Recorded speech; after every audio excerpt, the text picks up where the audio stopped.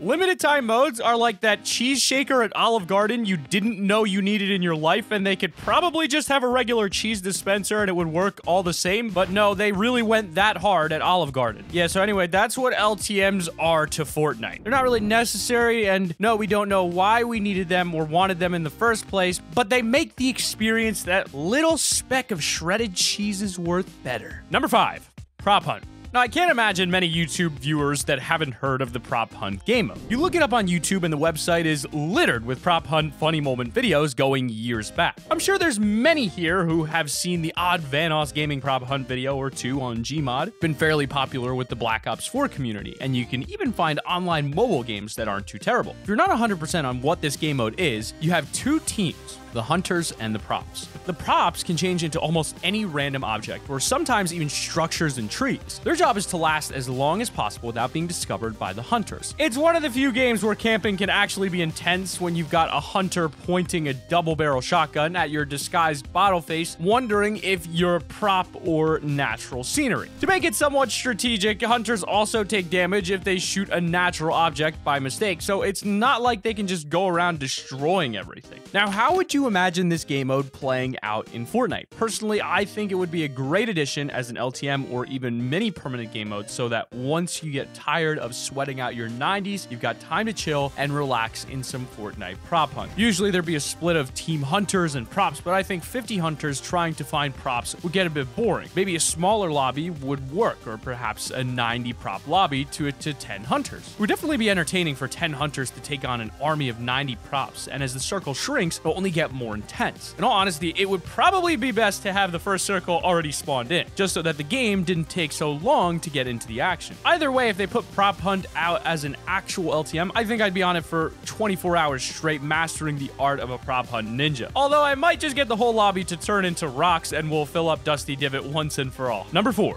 better boss fights. The eye people. Something's finally happened. So the other day, after everyone was wondering what was going to happen with the staring eyeball, people woke up to Polar Peaks nearly completely collapsed in on itself. The very top castle is gone. There's no signs of the giant creature that was hidden or trapped within. But just look at how much of the cliff has caved in. If Fortnite are trying to be somewhat realistic, then the amount that has collapsed, filling up where the creature was, will give us a rough estimate of how big it is. And it's big. By the looks of it, he's as big as Godzilla, or that's just me hoping anyway. When this eyeball creature finally shows up though, how do you think this boss fight will go down? Is it going to be a normal 100-player lobby where we all team up to take down a giant boss with a big old health bar like we have to hack away at while avoiding godly powerful monster attacks, or will it be some sort of map hazard that roams around the island, destroying any player that gets in his path, a bit like Kevin the Cube did? I think we're all hoping for a boss fight, and I think the community might actually start to riot if they don't get one fairly soon. Number 3 is gun game. This is definitely a massive throwback to all those Call of Duty fans. Yes, I know other games have done it too, but come on. I'm sure most of us remember it with a heavy sense of nostalgia from playing Call of Duty. This game starts you off with one of the most basic weapons like a pistol, and you'll have to get an elimination or to unlock the next level weapon. As you get more kills, you get more and more powerful weapons, although you do have to be careful because if any enemy melees you, you'll be set back to the previous weapon. The fact that you were forced to use a wide range of weapons as you progressed is something that wasn't only fun and interesting, but allowed players to practice with this variety of weapons in such a fast-paced game mode. Work your way through pistols, SMGs, shotguns, and the all-too beloved assault rifle and LMG stages, and then onto the cliff-hanging sniper stages that could leave you desperately attempting to get just one kill while everyone has a chance to catch up with the spray guns. The final stages usually consisted of a couple explosive types, and the last weapon would always be some sort of unique one-shot kill, but hard to hit weapon like a crossbow or ballistic knife. Considering the type of game modes Fortnite have been introducing as LTMs, like the Downtown Drop, which was smaller lobbies and shorter game time, it's not a hard stretch to think a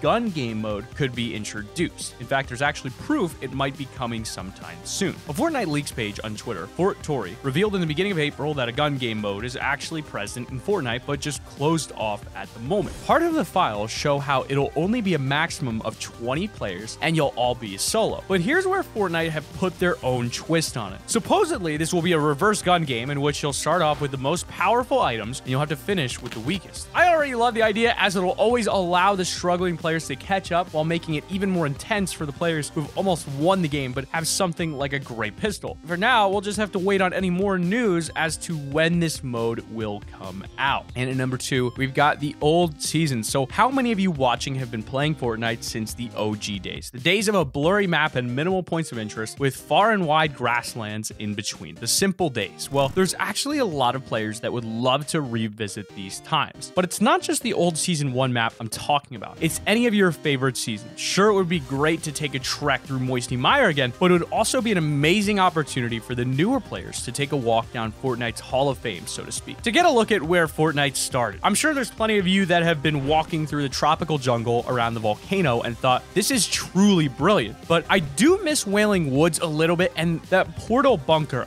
that permanent rift was super useful. However, once Epic Games changed up the map, all that was once there is now gone, and for what seems like forever. Now just imagine if Fortnite had an LTM event in which we could go back to the old seasons. Maybe a 16-day event where it started on the Season 1 map would change every couple of days, going through the 8 previous seasons, allowing everyone to experience all the Fortnite seasons, whether you're an OG or a brand new player. I can't imagine why that wouldn't do that well. It's a win-win for everyone. You've also got to take into account all the different weapons we would most likely be using to match the season. It'd be fairly similar to the classic mode Fortnite released in December that actually got changed to unvaulted mode because the only classic thing about the game mode was the unvaulted weapons. The map was all still the same. Even if it was just one of the previous season's maps that we got to play on in an LTM, I'd still be happy, and I think a lot of the community would be too. I could honestly say I reckon I would prefer to see Season 1 over the others just purely to see the vast difference in what we have now. Plus, it would be nostalgia heaven. But if you had to pick only one, which one would you want to see come back for a limited time mode? But as for the honorable mentions, we've got honorable mention number 1 being the Build Wars. The creative side of Fortnite has been developing almost just as well as the Battle Royale side with the constant updates and huge Fortnite creative events. It's really begun to make a name for itself, even giving players the opportunity to create the very stages in which people will compete on for ridiculous amounts of money. They've also had creations brought over into the Battle Royale side of Fortnite as some of the smaller LTMs. Given that the creative community is still growing, it makes sense that we might still see some more LTMs suited for the creative types. I'm fairly positive that most of you watching have played Minecraft at some point or have at least heard of it. Well, there was one game creative type players would take part in called Build Wars. There's many different ways it can be played, but essentially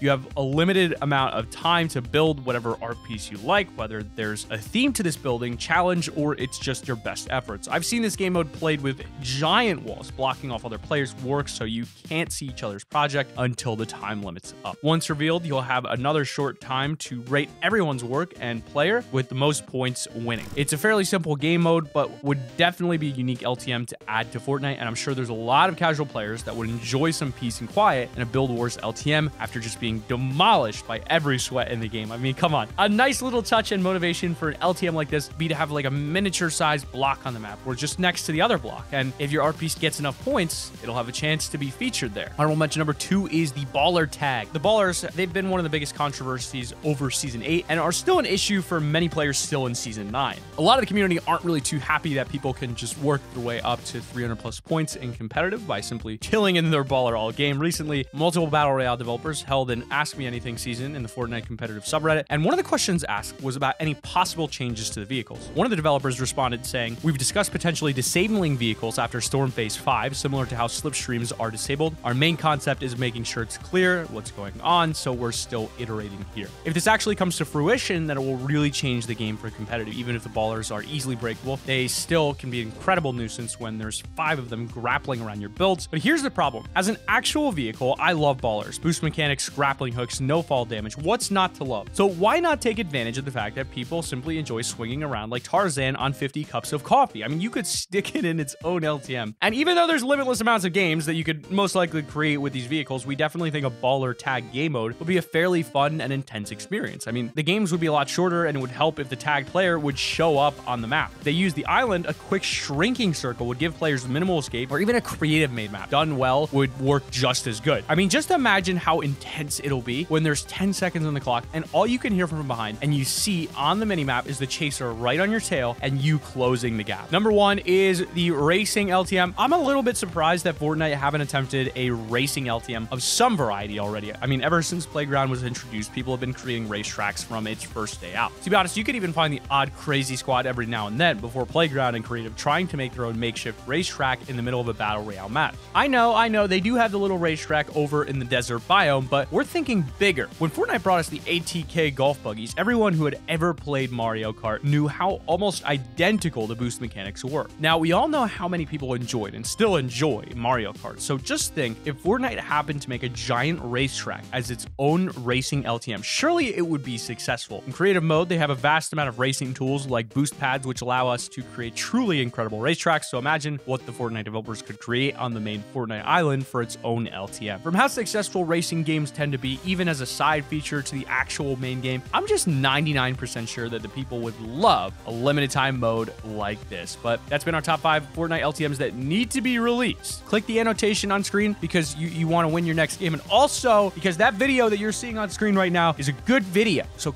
you want to watch it. Keep it here on Top 5 Gaming.